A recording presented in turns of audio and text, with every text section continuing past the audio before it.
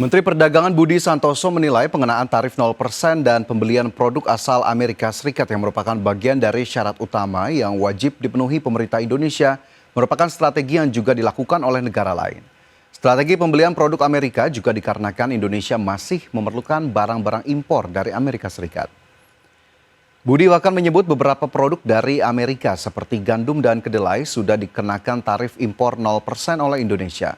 Mengingat kedua komoditas tersebut tidak diproduksi secara lokal.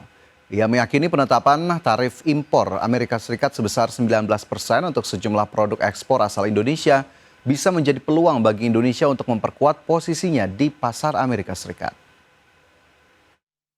Beberapa produk sebenarnya sekarang itu sudah ada yang 0%. Ya, jadi kalau kita impor gandum, kemudian kedelai itu juga sudah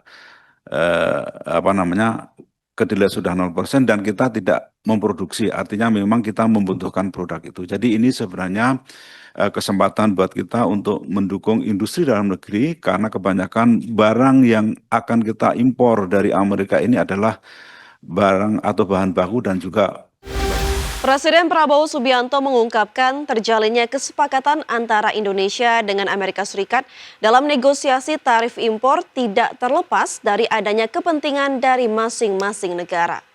Presiden mengklaim tawaran yang diajukan ke Amerika Serikat untuk menurunkan tarif impor barang dari Indonesia juga berkaitan dengan kebutuhan dalam negeri, seperti sejumlah komoditas dari Amerika Serikat mulai dari migas hingga kedelai. Prabowo yakin bahwa kesepakatan perdagangan yang dijalin dengan Amerika Serikat tersebut tidak akan membuat neraca perdagangan Indonesia defisit. Adapun berdasarkan data BPS, neraca perdagangan Indonesia dengan Amerika Serikat periode Januari hingga Mei 2025 surplus 5,44 miliar dolar Amerika Serikat. Ya, kita terus akan namanya hubungan dagang itu terus-menerus kita negosiasi, ya. Jadi akhirnya terjadi pertemuan dua kepentingan. Kita juga butuh, sebagai contoh, kita masih impor BBM, kita masih impor gas, kita masih perlu impor gandum, kita masih perlu impor kedelai dan sebagainya. Jadi akhirnya kita bisa dapat suatu. Presiden Amerika Serikat Donald Trump memberikan kelonggaran tarif impor kepada Indonesia menjadi 19%. Ya, meski demikian, Trump menyertakan 4 syarat utama yang wajib dipenuhi oleh pemerintah Indonesia. Presiden Amerika Serikat Donald Trump memberikan kelonggaran tarif impor kepada Indonesia dengan memangkas bea masuk dari 32% menjadi 19%. Meski tampak sebagai keuntungan, ternyata keringanan tersebut tidak diberikan secara cuma-cuma. Trump menyertakan 4 syarat utama yang wajib dipenuhi oleh pemerintah Indonesia. Syarat pertama, Indonesia tidak diperbolehkan menerapkan tarif terhadap produk ekspor asal Amerika Serikat. Syarat kedua, Indonesia diwajibkan membeli produk energi dari Amerika Serikat senilai 15 miliar dolar Amerika atau setara dengan 244 triliun rupiah. Syarat ketiga, Indonesia juga harus membeli produk pertanian dari Amerika Serikat dengan total nilai mencapai 4,5 miliar dolar Amerika atau sekitar 73 triliun rupiah. Syarat keempat, Indonesia akan melakukan pembelian 50 unit pesawat Boeing, mayoritas merupakan seri 777 yang direncanakan akan digunakan oleh maskapai Garuda Indonesia. Berdasarkan data dari Departemen Perdagangan Amerika Serikat, Indonesia masuk dalam 25 mitra dagang utama negara tersebut dengan total nilai perdagangan barang mencapai lebih dari 38 miliar dolar Amerika sepanjang 2024. Sementara itu, defisit perdagangan Amerika Serikat terhadap Indonesia tercatat sebesar 17,9 miliar dolar Amerika pada 2024. Berbagai sumber IDX Channel. Pertamina memastikan siap mendukung kebijakan pemerintahan Indonesia mengenai kesepakatan tarif dengan Amerika Serikat sebesar 19% dari sebelumnya 32%.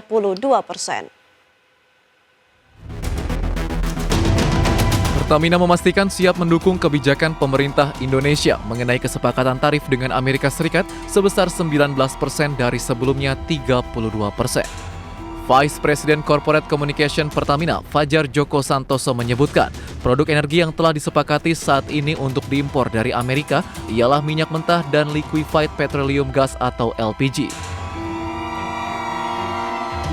Bahkan Fajar merinci bahwa perseroan telah menandatangani nota kesepahaman dengan sejumlah mitra Amerika terkait optimalisasi pengadaan feedstock atau minyak mentah untuk kebutuhan kilang di Indonesia. Meski demikian, pihaknya belum bisa merinci terkait volume dan nilainya lantaran sampai saat ini masih dilakukan proses negosiasi. Beberapa waktu lalu, Pertamina memang telah melakukan penandatanganan MOU dengan beberapa mitra di Amerika Serikat terkait dengan optimalisasi pengadaan feedstock atau minyak mentah untuk kilang-kilang kita di Indonesia.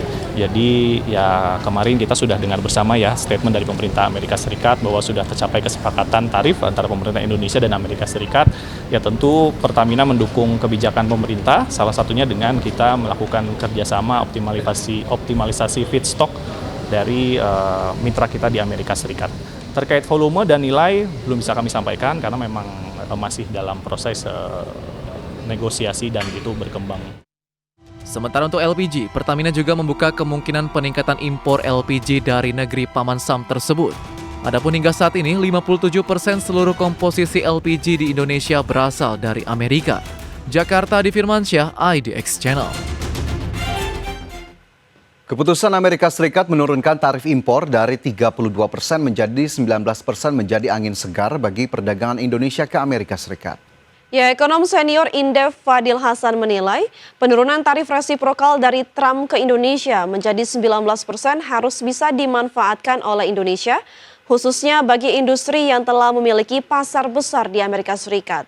Untuk itu Fadil berharap pemerintah bisa memaksimalkan perdagangan dengan Amerika Serikat sebagai upaya perluasan kemitraan dagang secara global.